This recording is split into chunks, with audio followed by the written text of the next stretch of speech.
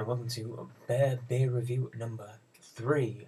Today I've got for us a Lindemans Faro, a type of Lambic beer from Belgium. Very, very traditional beer made out there. And what makes them really unique, what makes Lambics really, really unique, is that they are made with spontaneous fermentation.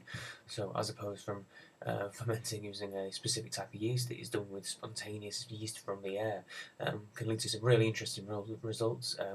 Particularly, they taste quite sour on the palate. If you've ever tried some of the fruit beers like a Kriek or something like that, one of the sour cherry beers, this is going to be my first taste of a proper style lambic, so one that's not sweetened with fruit.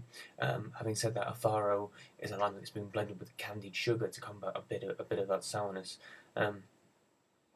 So if I read you a little bit of information from the bottle, it says on the back, and this is me trying to read some French, this is a Faro Lambic, which is the name for a drink made in Belgium, obtained from spontaneous fermentation. Since the 19th century, the Lindemans family has produced lambics, blah blah blah, it's artisanally made, it's still an original recipe, produced with candied sugar to combat some of the sweetness, ideally served around 5 degrees centigrade. So I'm going to try and get it open and let's see what it tastes like. It might have a cork in it because some of the lambics I've had have had a cork in the top of it, so let's have a look.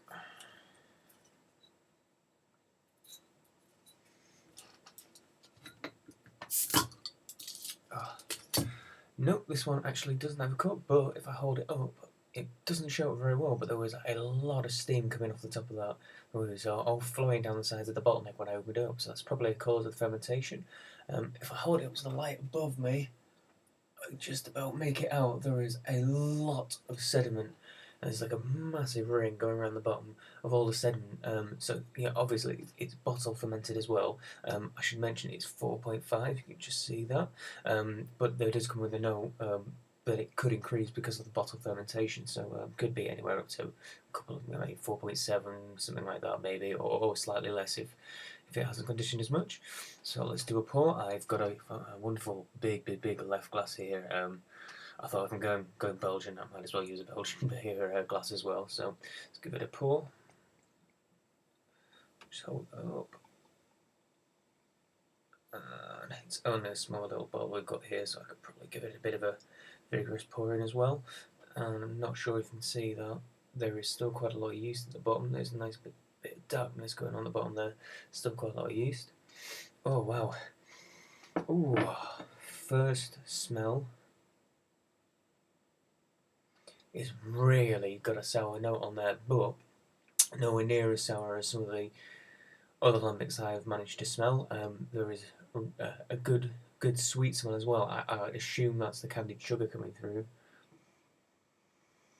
So yeah, almost smells like it's a bit kind of cherryish as well, but that could just be my bias from having had Krieks before and smelling that cherry smell on the top of them.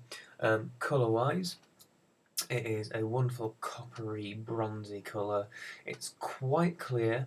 It laces really well on the side of the glass. Really fine bubbles. It's bubbling all the way around the side of the glass. You can see all the way around, sticking to the sides of it, and there's a little bit of sediment hanging around on the inside of it as well. Right, so I've done the aroma, I've done the look of it. Let's get in there and give it a taste. Bottoms up.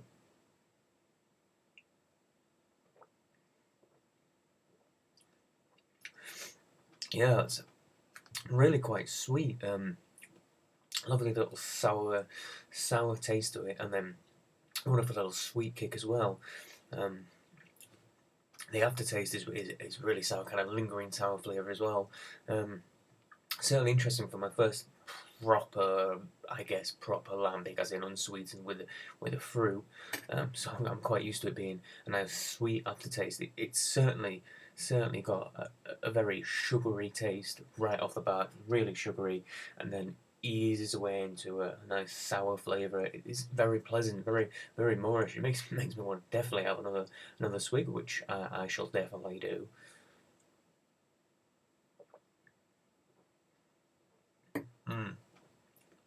Yeah, in terms of malt and hops, there really isn't much of a taste of malt in there. There's maybe a little bit of a very, very small little flavour, a little hint of it.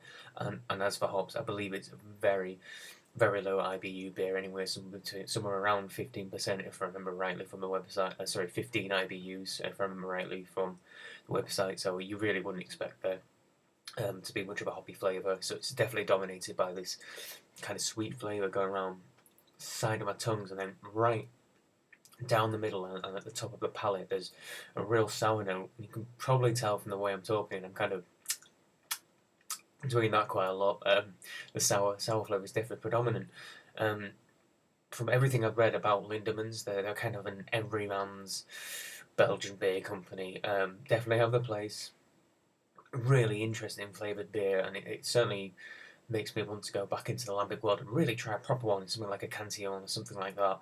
And you can get the nice big bottles of them. This one didn't have a cork in it, so I wonder what the difference between a corked version, because I've seen other reviews with corked versions of this, and if that does any different. I've also had a very small bottle as well. I don't know if the bottle fermentation is any different. Because it's in a small bottle, maybe has less yeast and so on and so forth. So, I'll definitely take a dive into Lambics again. Very, very interestingly favoured beer. Um, it's making me want to go back for more. I can certainly see how these are a very popular beer in Belgium, just sitting out in the sunshine with a really refreshing. I mentioned that it's a really refreshing beer as well. It's not walloping me away with hops or really heavy and malty. It's quite light, very smooth mouthfeel, and predominantly sweet flavoured, almost like you're drinking sort of like the candied sugar. Kind of reminds me of this drink called malt extract I've had it when I was in Iceland. Literally the sweet malty flavour, molasses flavour, and then like the sour kick afterwards as well. Maybe kind of like a sour alcoholic cherry or lime, lemon and lime. That's it. It's almost like you're biting into a lime with it. That's the flavour I was searching for. Almost like you're biting into a lime, but a lime that you've poured sugar onto the top of. Really nice. Really, really quite pleasant. Um, so thank you ever so much for watching another beer review. Next one, I'm going to bring out a big boy again. I'm going to bring out a really interesting beer that I've been recommended by so many friends of mine. So definitely keep tuned for that one. Like and subscribe, and I shall see you again next time. Thank you.